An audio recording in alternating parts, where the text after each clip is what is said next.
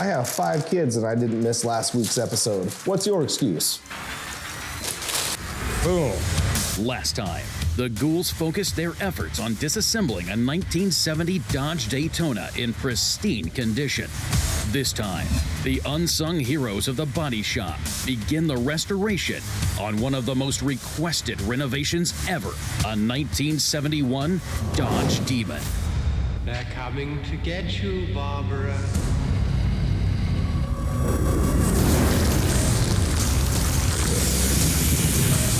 It has been established that the unburied dead are coming back to life.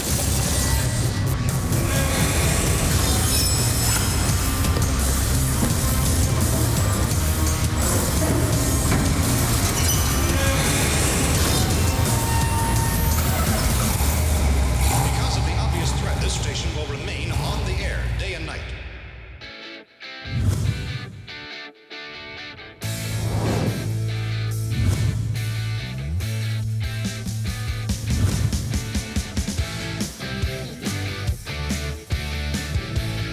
We're working on our 70 Dodge Coronet, actually working on the headlight assemblies on this car. This car was in such beautiful condition that all I got to do is actually replace a few of the screws, and I'm going to polish up these beautiful stainless steel headlight rings, the ring retainers. So I'm going to kind of show you the difference between a 70 Coronet headlight retainer and a standard 4 headlight system retainer. So here, I got to take off this unique plastic shield that goes around the headlight that actually give it that blackout effect so you can't see through and past the headlights, and it kind of gives it a little bit of a protection from the elements as well. And then this whole thing here will come off in one unit. So that's pretty cool. There's that shield. So now we're down to the headlights and the actual headlight assembly plate there. What I also want to show you is how unique these little headlight retainers are here. So these stainless steel rings around here, this is what actually holds your headlight in. Well, this retainer goes on and then it clocks. So you turn it a little bit, boom, they come off. Screws stay in place. That's how you change your light bulb. You actually unplug your clip from the back of that from your wiring harness that I got still installed in the car, then your headlamp would come out. But that's what this retainer does, is it holds in that headlight. That headlight locks in a certain area, and then this goes on there and locks it. But what's unique about this one here is we were showing you how we had this shield right here. So that shield actually screws to these little tabs that are actually welded right onto this headlight retainer. So this makes it unique to the 70 Dodge Coronet. Here's a standard retainer. Of course, it's all dirty. It hasn't been polished yet, but you can see the difference.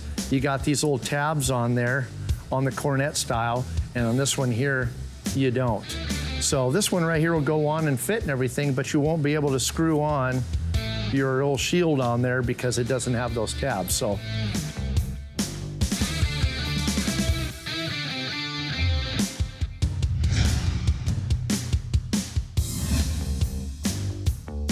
me and Adam's been working on the 71 Demon. We're putting patches in the quarters, replacing the trunk floor, doing the trunk extensions, putting a brand new floor in. When we were putting the floor in, we ran into a couple complications. One, the transmission cross member was all rusted out, but luckily we dug one up. Adam's been doing a terrific job on this car. I mean, this is probably one of the better cars that Adam's put together. I'm really proud of you, my friend. And we've got some of the patchwork done. I've got the left quarter already patched. I'm working on the wheel tub right now. I had to undrill the rear tail lights to be able to free it up so we can pull out the old floor pan and be able to put the new one in. One of the other complications we ran into, our rear seat pan where it goes underneath the main floor was all rusted out. So we had to put a big patch in. And it went really good and looks good. It's money. This is your first floor that you've done the whole process by yourself and did a really good job. Thank you, man. If everything goes right, we'll be right on schedule. So let's keep our fingers crossed and let's hope for the best, right, Adam? Right.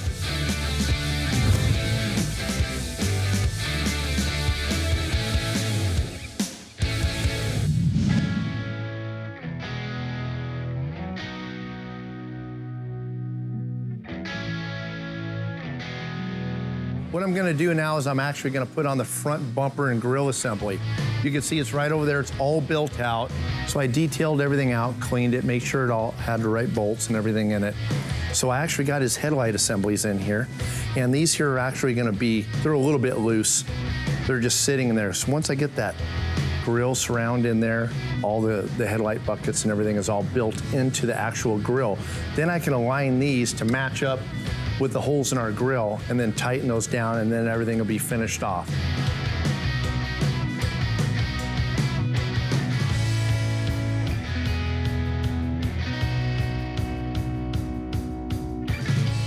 Woo! Baby's got a little bit of weight. Before I try to horse this thing up here, I don't even know if that's gonna clear. You can see I got this dog bone down here. I don't know if that dog bone's gonna clear or not, but it's awfully heavy. Yep, I'm gonna go get my friend George. Woo. Yo, G. What up, D? I need your help, my friend. Oh, you got it. I got 2 bolts in there already. So we'll swing it up, and this is plastic, which is nice. So this lip will have to get up on this, and these rubber deals will slide right underneath and hit these stops, and then I'll adjust these stops after. Okay. But if we could just get it swung up there and have you hold it, I could run the bolts into it. You got it. Sound good? So let's give it a shot and see what she does. All right, she should just kind of balance there. Okay, how you feel? Good? Good. So go ahead and just hold on to that sucker. I gotta Okay, I got it. Go get ahead. under here and get a bolt started. So I'm gonna go ahead and hold that up and run this in a little bit, then I'll come to your side. All right, buddy. How's that sitting? Not too bad? Not too bad. God. Looks pretty cool, huh? I like it. Mean looking. Oh, yeah. All right, buddy. Thanks for your help, my friend. No problem. Anytime, Appreciate man. her. Stay tuned. Dave educates us on the history of the Dodge Demon. Mark opens the Dave Weiss books to teach us about spark plug wire brackets. And the body guys continue the intricate metalwork process on the 1971 Dodge Demon.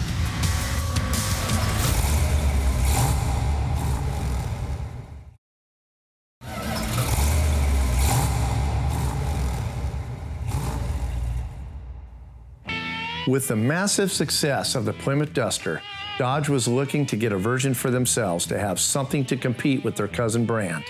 What they did with it was make one of the most controversial Mopars of all time. Dodge liked the name because of the marketing gimmick they were going to use when they invited customers to come and get a demonstration. The play on words aside, this new name also had its share of problems. Religious groups became upset with the name badge, and the car even featured pitchfork graphics and a little cartoon demon. 2 versions of the Demon were available in 1971. The regular version, simply named Demon, and the Demon 340, available with a 198 cubic inch slant 6, a 225 slant 6, a 318 V8, or the 340 V8, which gave the Demon 340s its name. The 340 proved to be much less popular than the Slant 6. Optional on the Demon were the iconic blacked out dual hood scoops on the hood, and it had a rear spoiler. The Demon also came in any of the 5 Dodge high-impact colors, such as Plum Crazy or Citron Yellow.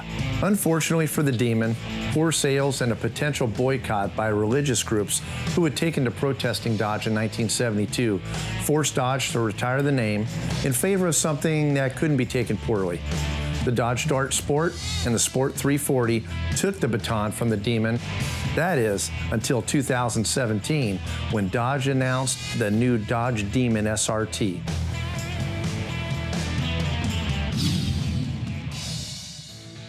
Behind me, we got this beautiful 68 Dodge Charger RT. This car was brought to us partially completed. Paint and body work was all done. Vinyl top was already installed, and the headliner was actually in the car. Along with all of his parts, a lot of them restored, some of them unrestored. In totes were all inside of the car. His seats were done, he had carpet and so on. So it was kind of nice actually having a car that all we had to do was kind of detail out and assemble. The unique thing about this car is a 1968 Dodge Charger RT with a 440 Magnum, and it has factory air conditioning. Air conditioning is kind of a rare commodity, especially in a big block car. Just a little bit ago, I actually received from Classic Autowear the restored original heater box that was inside this car. So they actually did a lot of the lines. In this case here, the compressor was already done. We just had to reinstall the compressor on the car.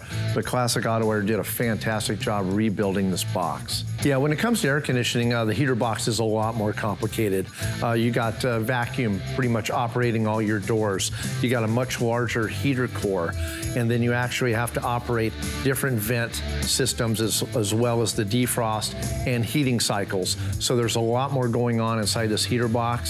Classic Auto-Air is the best in the business for restoring these original OE heater boxes. Once we got it in, you know, I kind of checked it out, went through it, made sure all the cables and all the vacuum lines were on. I went ahead and installed it in the car.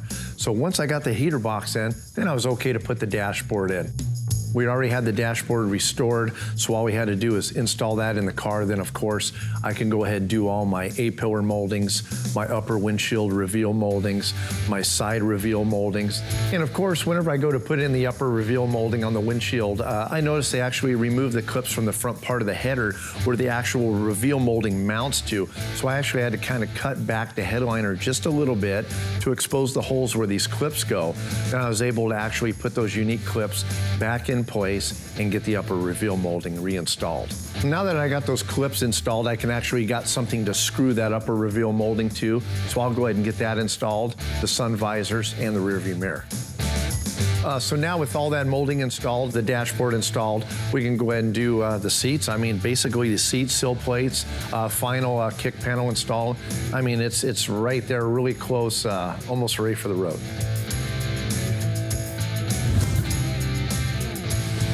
You know, one of the really neat cars that just moved into the shop is our 71 Demon. But this is one of the Mr. Norms, one of the really rare and well-documented Mr. Norms cars. So that's what's in the body shop. And because it's an A-body, and all you A-body fans out there have been just torturing me, I want to take some time and show you some of the things that are different about installing sheet metal on it versus some of the E and the B-body cars we've done in the past. What I've got here right now is a AMD trunk floor section. The black that you see is the E coating that they put on the bare metal from the factory. It's a protector, it keeps it from rusting. The copper color that you see here around all these holes on both sides is a weld-through primer. That weld-through primer is designed that when this is married up against the frame rail, and when he starts welding, it will burn this copper back as it welds, and then it will pour in while it's liquid. It'll pour back in and seal the weld. We don't have the luxury that the manufacturer did of doing all of the welding on the car, having it completely done, and then dipping it into a vat and bringing it back out so everything was protected. We have to weld them in place on the car. The only dipping we do is to strip them. So that's the main thing for that weld-through primer is we need to put something around the area that's gonna get so hot so that when we're done welding and penetrating, it can seal back up around it. Kind of a miniature version of what the factory did when they dipped them after all the welding was done. So on an A-body, the only thing you have to watch out for on these trunk floors, and this thing covers almost every year of A-body as far as interchangeability, is the spare tire hold-down bracket. Okay? These areas right here have been ground down to bare metal. They'll also get some copper weld-through primer on them. If you look at the original part, here's what we want to do. This is the original trunk floor section that came out of the car.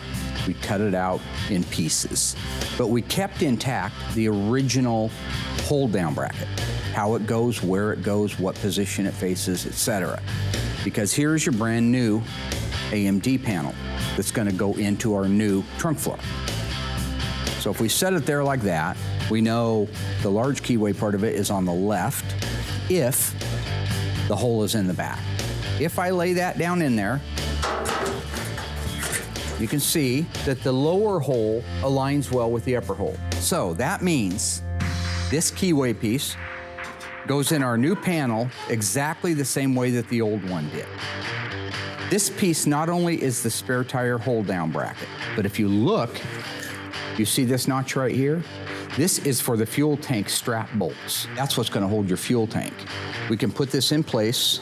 At this point, I'm gonna slide it all the way down to this end. There's a lot of adjustment when it comes to a spare tire, wing nut, or the fuel tank strap, so I'm just gonna bring it down here so I know it's square in the open. So now that we know exactly where it goes in space in here, we can flip it over, get it located into the exact spot, clamp it, and he can start welding on it. In 1970, Chrysler wanted to throw their hat in the muscle car arena along with their Dodge and their Plymouth lineup. So they teamed up with Hurst, and they built a 1970 Chrysler 300H. H stood for Hurst. This car was painted one color. Every one of them, all 501 of them were painted the exact same color. All of them had a 375 horsepower 440 TNT engine, and all of them were automatic transmissions. The question is, what was the color of the 1970 Chrysler 300H? Was it TX9 black velvet, EW1 alpine white, or GY4 light gold?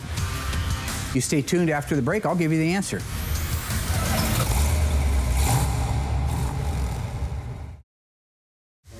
All right, guys, how'd you do on the 1970 Chrysler 300H? We don't talk about those very often. Didn't build very many, 501 of them. Kind of like our A-bodies, we don't do a lot of them, but we do work on them. If you guessed that EW1 Alpine White was the primary color of the 1970 Chrysler Hurst 300, you would be correct. It did have some gold on it. That was an accent color that went on all of them, but no black went on them. Certainly no blues, reds, purples, all the other #1 high impact, super cool colors. Just the white with the gold. But other than that, between interior, exterior, for the most part, they were pretty much the same cars.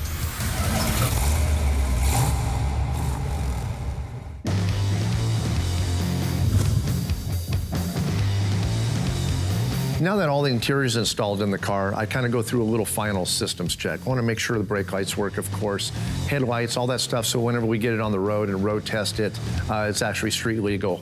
Of course, all the turn signals work. I actually put a jack underneath the front end of the car and lift the car up, and I cycle the steering wheel to make sure that the turn signal cam and everything is operating correctly. And in this case, it's not. And notice my turn signal switch isn't turning off. This should turn off whenever it comes back. Nothing. Turn signals, everything are working great. See them flashing on the hood. So cool having those hood-mounted turn signals. But something is wrong with either the switch or the steering wheel. My guess would be the steering wheel. The pin is broken on the steering wheel. This was a really nice used original steering wheel from Tony. So either my depth isn't right or something is wrong with the indicator. So I'm gonna have to actually take the steering wheel back off the car, get into the steering column, and figure out what the problem is.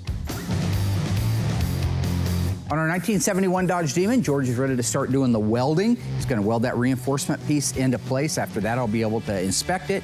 Then it can get moved over to the next stage, which is going to be the installation of the pan. Our spot welder isn't long enough arms to go in there and clamp and spot weld that, so that's why we're going to do a plug weld. So with that, George, you are green light to go ahead and start MIG welding on that. Those are really bright. You do not want to look at them. I don't have my welding helmet, so I'll look at you. If you listen carefully to the sound of that, listen to that weld. I could tell by listening to those welds that they're perfect. Take a look at his welds. That's the way a weld should look. So we know visually we have a great weld. You can see it's beautiful, it's a clean weld. You could hear it and know that it's a good weld. So all of the provisions that needed to go on our 71 Demon floor are in place. Everything is measured, the copper weld through is in place, all the holes have been made. This thing is ready to get installed in the car. So that's my job. Pass it off to George. He'll move over there with Adam. They'll start setting that in there. They'll get everything into place exactly where it's supposed to be. They'll probably call me. I'll come out and take one last quick look at it. But after that, they'll be green light to go. So while they're doing that, I am going to deliver a brown package to Cleveland that I needed to do about 20 minutes ago. And don't leave the Cleveland, obviously. So I'm working our 68 Dodge Charger. I cycle the steering wheel to make sure that the turn signal cam and everything is operating correctly. And in this case, it's not. So whenever you operate our turn signals and come out of a turn, it's not shutting off the turn signal. Something is wrong. So I'm gonna have to actually take the steering wheel back off the car, get into the steering column, and figure out what the problem is. So I'm gonna go ahead and disconnect my battery. Pop that baby off of there. This tool's pretty unique. These two bolts go in here. It'll actually screw the steering wheel. Then when you drive that in, that'll push, this'll pull and pull that steering wheel right off of there. What you gotta do is you take your nut, put your nut back on there. So if this thing slips, you're not damaging your threads. And you start these bolts in there like so. Kind of a cool little tool there. Then once you get it to this point, you turn this in till that hits on there like that. So now all I gotta do is drive this in and it'll pull my steering wheel off.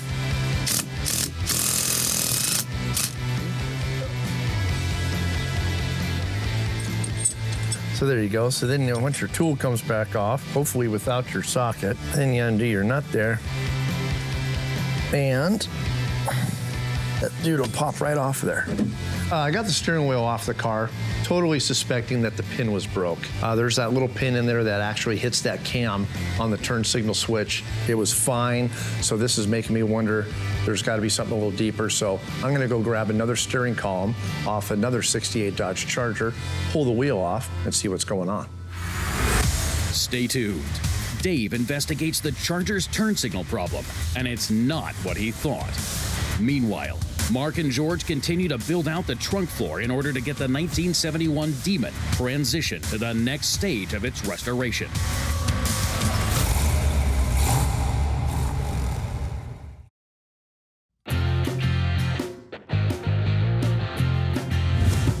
I get asked a lot about the torque boxes on these B-body cars. So I'm gonna go ahead and use an example of our 68 Dodge Charger, which was not equipped with torque boxes, as opposed to our 1970 Dodge Coronet convertible that has equipped torque boxes. Okay, what we got right here is our 70 Dodge Coronet RT. Right here in this front section here, it's got a front torque box. And this torque box actually ties in the front frame rail with the actual rocker side of the car. And as you go down this car, on the convertibles, they put a really heavy piece of angle iron to reinforce the rockers. That reinforcement runs all the way down to right here. And here is our rear torque box. As you can see, same situation as up in the front. This rear torque box ties in the rear frame rail with the rocker. Being that the car does not have a roof structure, the cars tend to twist a lot more. So by putting torque boxes on the frame rails and actually adding a reinforcement channel in the rocker actually strengthens up the body of these convertibles. So this is basically the same body style as that, even though that's a Coronet, this is a Charger. Same style of car, the 68B body as opposed to a 70B body. As you follow your front frame rail down, you can see right here, all this has is this little lower splash shield that ties into the frame rail, and there's nothing behind it. And of course, on a two-door hardtop, you got just a standard roof on the car, so you got that support on the roof, and so it actually does not need that heavy-duty angle iron inside of the rocker to support the body. So there's basically, in a nutshell, the difference between the convertible and the hardtop. So there you have it. Hopefully you learned something. So far, Dave has begun the assembly of a 1968 Charger and the super rare, one of two 1970 Coronet convertible. Now, Mark finishes up the metalwork on the 1971 Dodge Demon, while Dave diagnoses the problem with the Charger's turn signal.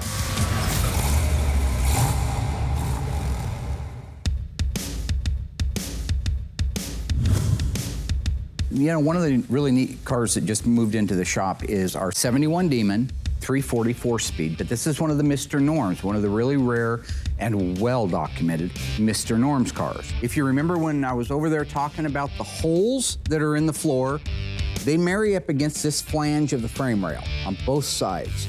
That's why when you look at that pattern, you'll see it matches this frame rail footprint, as well as this perch holder back here.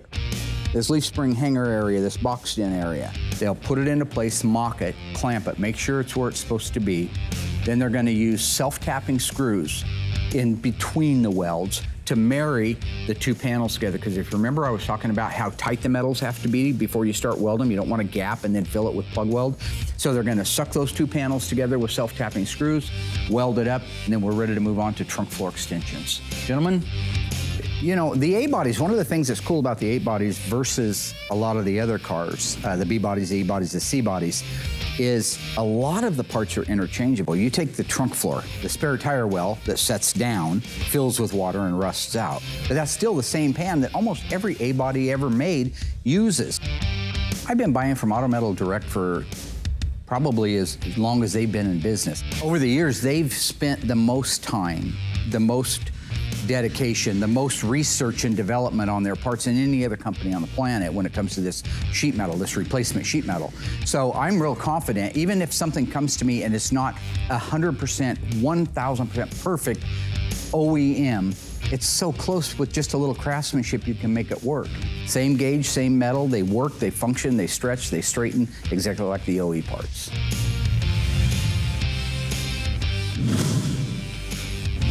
So I'm working on our 68 Dodge Charger. Mark said the turn signal was not functioning properly into where it wasn't turning off once it was activated.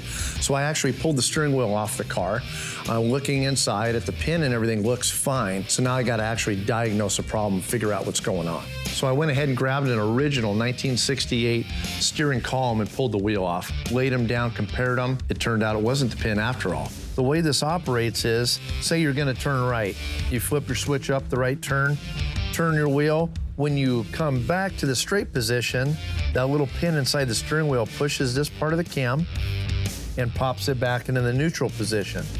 Once I figured out that the pin actually wasn't broken on the steering wheel, I started taking some measurements. I discovered that the original one, actually the cam threw a lot closer to the steering shaft than our aftermarket turn signal switch did. The measurement is too far away from here, so our pin is just freewheeling in there and it's not hitting this. Now that I know where our problem is, I just got to make an adjustment on that turn signal switch and get that cam to actually throw closer to that shaft. Once I get that problem solved, it should be just fine. So we're all tight here now. We got our adjustment on our switch there. All right. And there it is right there. We're gonna give this a shot and see what happens. All right, so let's try a left. So we're going down. So it should be fine. Then it should pop back up. Look at that, huh? Now we're gonna do a right turn. Right. Switch off. And voila, problem solved. Very nice. Yes, I like it.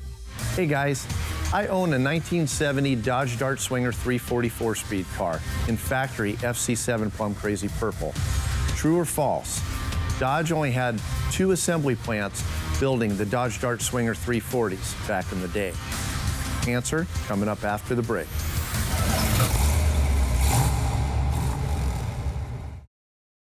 Hey guys, you think you got the answer? Did Dodge only have 2 plants that built the Dodge Dart Swinger 340s in 1970? The answer is false. They only had 1 plant. It was in Ontario, Canada. So look at that fast, super awesome muscle car built in another country, eh?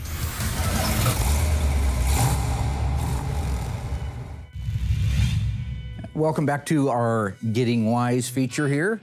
This week what I want to talk about is the spark plug wire retainers. Now, we're not going to use this manual this time.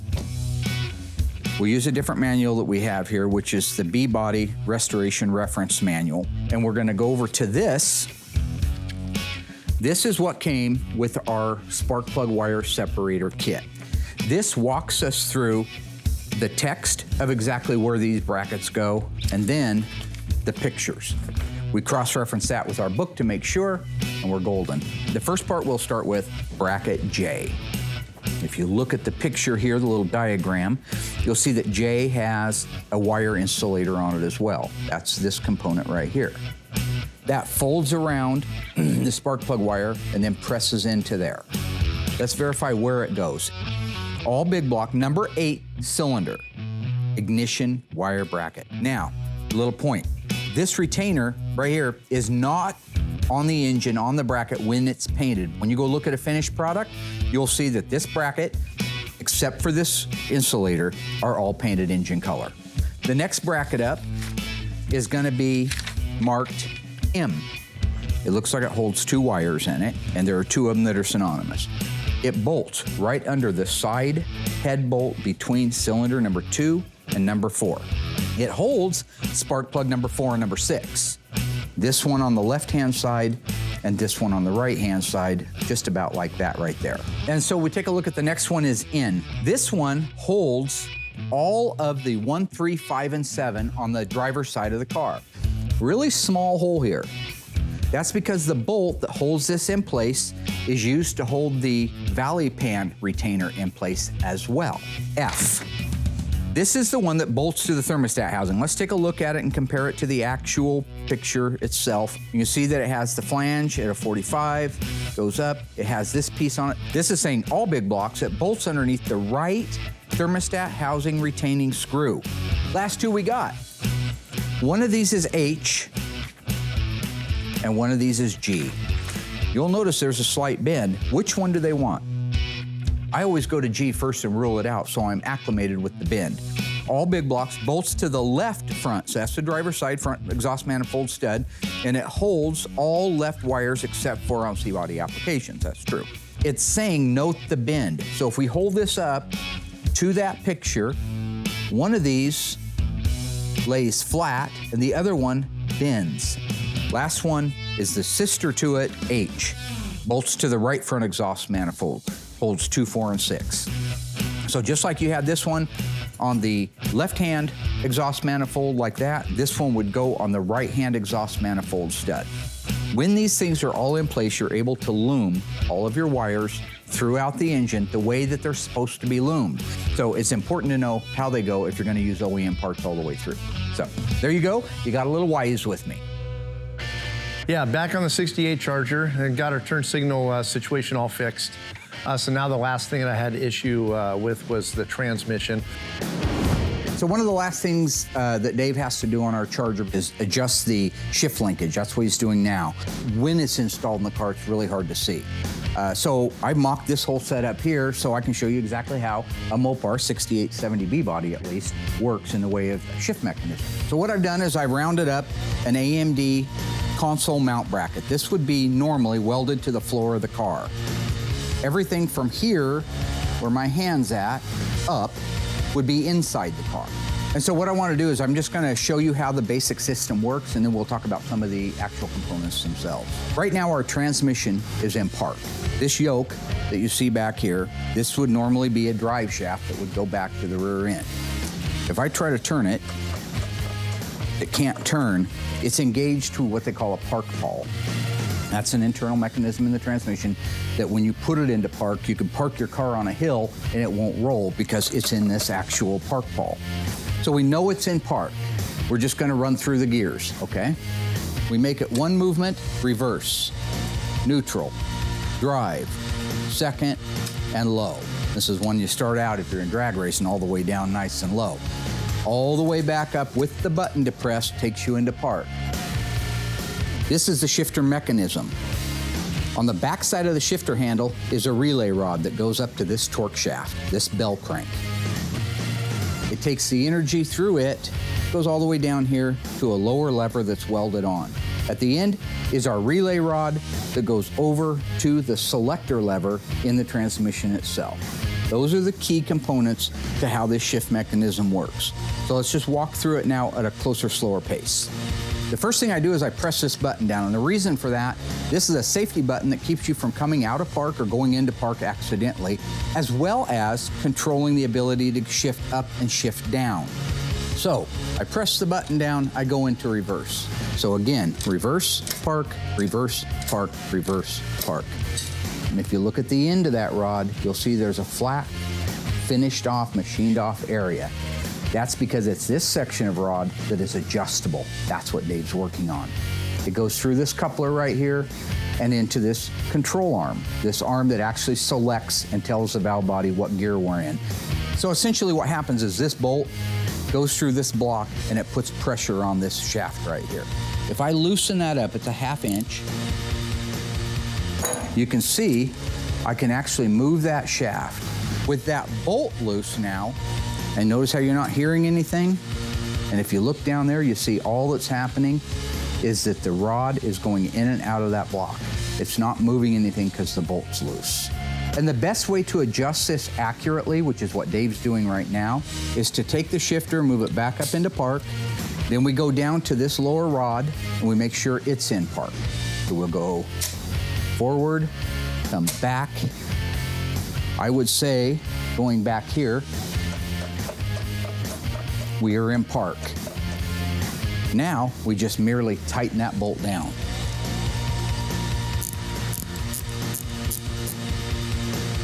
Roll through the gears, we start up here, we got park, reverse, neutral, drive, second, and low.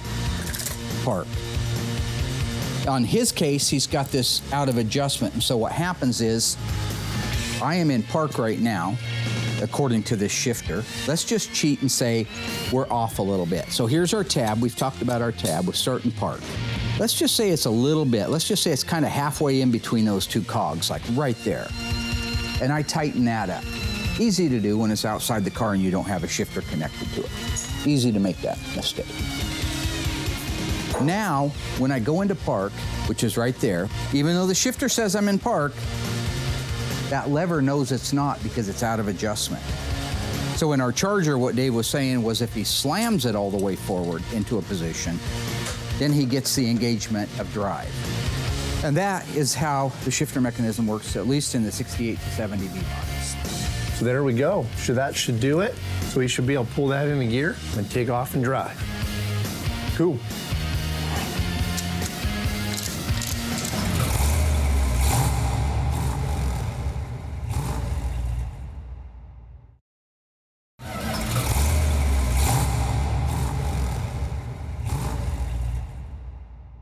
All right, here we got our beautiful 70 Dodge Coronet RT convertible 426 Hemi 4-speed that I've been working on here lately. I'm gonna give you a catch up on what I've been working on. So we'll just start right here in the front of the car. The grill, of course, I just put the grill in the car, just the other day. So that's in. Got, of course, our RT badge, just makes it really unique. The awesome Ram Charger air system in. These unique L31 fender mounted turn signals, really cool. This right here says it all. 426 Hemi. It's got the Ram Charger air system, so these are functioning scoops on this car. A lot of them are for decoration. This car in particular has this. It's a red knob that mounts up underneath your dash. When you pull that knob, it literally opens up this air system right here, and it just sucks all that cold air and shoves it right into that 426 Hemi, giving it all that extra power. All right, as you can see, we got our pedal assembly in here. Our heater box, our vent system over here on this side here, our parking brake, speedometer cable. A lot of time and effort goes into aligning this trim. It's got to be set in there just right, because that boot that actually goes around this top, once it's folded in there, will clip under here. So all the height and everything on this has to be just right. So as we work around the back here, of course, the back end of this car is just beautiful. So we got that really unique blackout on the 70 Dodge Coronet RT, bumpers in place, fuel tank underneath the car, and everything else. So it's really coming along nicely. Pretty much all I got left to do on this front end is the front valance. So I got it there on the stand. I'm actually getting ready to put it on, but before I do that, I want to go and check all our parking lights. Easy way to check your parking lights before they go on is I use a jump box here. Hook up your red to positive, black to negative. So I got my ground hooked up. I'm gonna put it right up there on one of the screws on the actual housing of the parking lamp assembly. Now, once this valance is screwed into the car, bolted in, it'll actually ground to the body of the car, being that this is a unibody car. So you need to have that ground on the housing or it's not gonna work. So right here, you got two leads. You got one that's exposed and then you got one that's inside there. So one lead is gonna be your parking lamp and the other one is gonna actually be your turn signal. Turn signal, of course, is gonna be brighter than the parking lamp. So this way here, you can check both circuits on the light bulb. So when I hook it up to the first time, you can see that's kind of dim. And then whenever I light up the other one, it should be brighter. So this one, you can see is substantially brighter. So that's gonna be my turn signal. So when it flashes, it's gonna flash like that. And then this right here is just my parking lamp. So even though the parking lamp's still on, the flasher will work at the same time. So we checked both circuits. Everything looks great. So that one's good to go. All right, so we're gonna do our other side here, ground, right to the housing again. We're gonna go ahead and start with our first circuit here. There's our dim one, our parking lamp. Everything's good. And then, boom, there's our bright turn signal. So good to go. So we're ready to put this baby in. Way this kind of this way, really ginger-like. Just like that. So what I want to do is get these two started.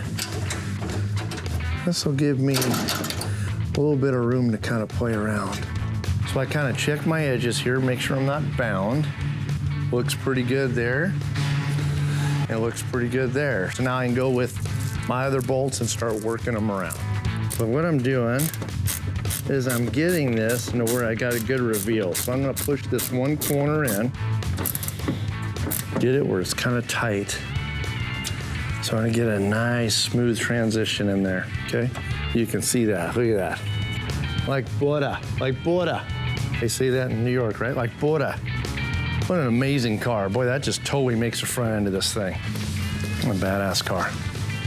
And then the nice thing is you can kind of see that my reveal on this fender is kicked out a little bit right here.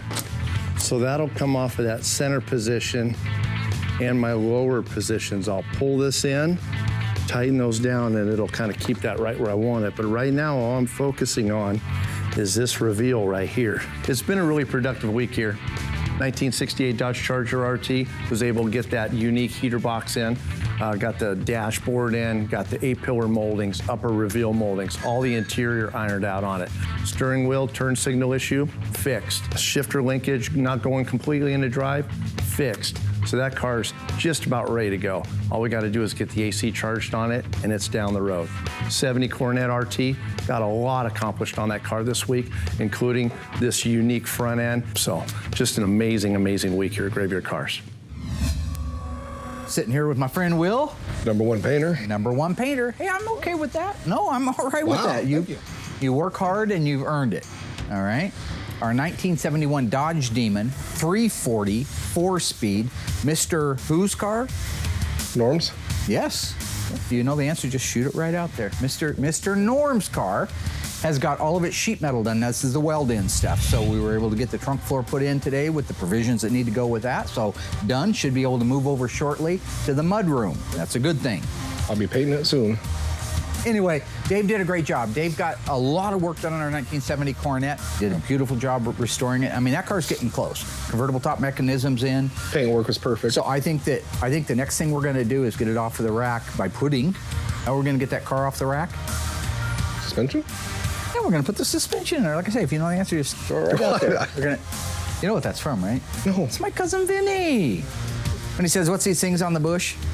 Leaves. That's right, leaves. You just say it right. That's funny stuff. You don't watch movies, I guess. 68 Dodge Charger RT. Dave did the last two things on it before we can go out on our maiden voyage and road test it. And we should be able to maybe deliver that and get some waterworks. I like it when the people come in and cry. He's not gonna cry. I like it when it cries. He's too cool to cry. Well, knee him in the nuts and he'll cry. So don't put the nut thing in there. You should. Let Raymond see that. What's he gonna do? Oi, mate. You talking about my nuts? Or whatever it is. He's from Australia. He's Irish. I don't not Irish, you racist.